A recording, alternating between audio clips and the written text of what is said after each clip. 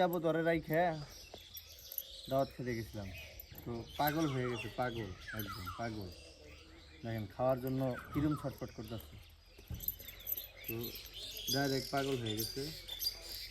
তো আসলে বাবাজনে রাইখে মনে কষ্ট নিয়ে কিন্তু ছিলাম, তো এখন কিন্তু ও দেখেন আইসা পড়ছি, অনেক খুশি হয়েছে। তো এখন যদি আমি এইভাবে যাই তো আমার সাথে কিন্তু চলে যাবো, অনেক সুন্দর।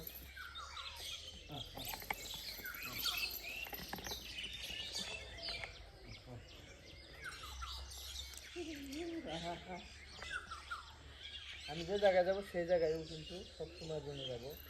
তো দেখেন এখন আবার কিন্তু আসা পড়ছে, তো ওর নাম রাখা কিন্তু এখনো হয়নি।